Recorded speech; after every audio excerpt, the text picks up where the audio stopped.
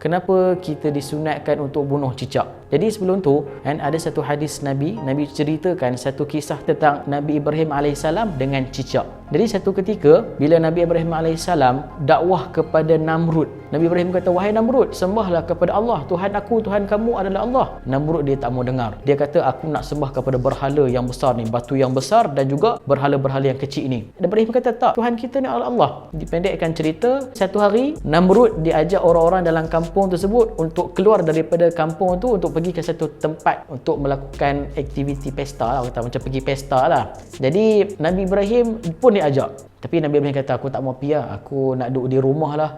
Aku nak duduk sini lah." Namrud and the gang pun pergilah pesta tersebut. Nabi Ibrahim AS dia keluar pada rumah. Nabi Ibrahim ambil kapak, dia pukul, dia potong, dia hancurkan berhala-berhala yang kecil-kecil tu. Akhirnya dia sangkut kapak yang besar di atas tengkuk berhala yang besar. Sampailah Namrud balik. Bila Namrud balik, Namrud tengok habis semua berhala-berhala Tuhan-Tuhan dia yang dia kata tadi tu, semua hancur musnah. Dia kata, "Siapa yang buat ni?" Orang tak mengaku. Tapi dia tahu tak ada siapa dah yang ada dekat kampung tersebut melainkan Ibrahim saja dah.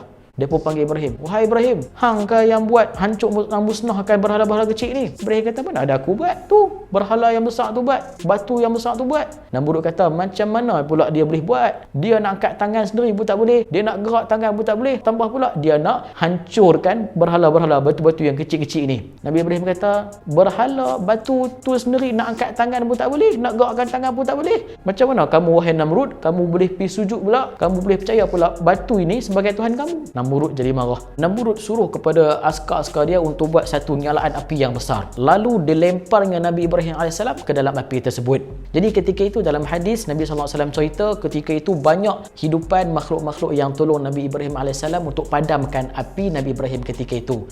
Cuma satu haiwan satu seko. Cuma seko saja haiwan yang tidak membantu ketika itu, iaitu cicak. Cicak dia tak bantu untuk padamkan api Nabi Ibrahim, melainkan dia tiup-tiupkan lagi untuk marakkan lagi api pada Nabi Ibrahim. Dah lah tak tolong kan, pi tiup bagi marak lagi api tersebut. Nabi SAW pernah beritahu dalam satu hadis, Nabi kata, "Jikalau kamu memukul cicak, maka kamu mendapat mi'ah hasanah, iaitu 100 pahala. Jika kamu memukul untuk kali kedua, maka kamu mendapat pahala yang kurang daripada 100, dan jika kamu memukul untuk kali ketiga, kamu dapat kurang daripada pukulan yang kedua tersebut." Jadi di sini kita nak lihat bila Rasulullah SAW memberikan macam satu nasihat lah, kenapa kita kena pukul cicak? Adakah sebab nenek moyang dia dulu pernah tiup api Nabi Ibrahim AS sehingga marak? Jawapan ini telah dijawab oleh Al-Imam Nawawi. Imam Nawawi kata bukanlah disebabkan cicak tersebut dibunuh kerana dia telah meniup api pada Nabi Ibrahim AS, kerana cicak ini adalah haiwan yang memberikan mudarat yang besar. Contohnya apa? Contohnya kalau kita lihat pada cicak ini dia suka membuat kerosakan dan juga kekotoran di rumah-rumah. Habis steak cicak, kita nak solat, kita nak makan, kadang-kadang dekat dapur, dekat ruang tamu, tak boleh lari daripada cicak ni. Yang kedua adalah kulit dan juga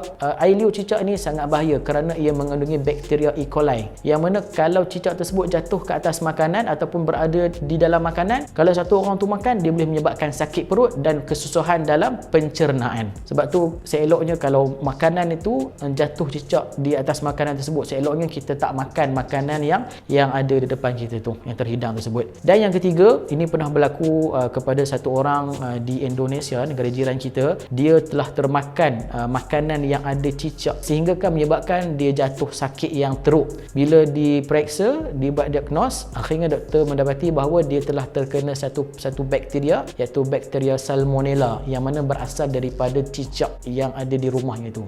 Jadi itulah penyebab kenapa Rasulullah SAW untuk membunuh cicak, kerana dia telah menyebabkan kerosakan dan menyebabkan kita menjadi sakit pada tubuh badan kita.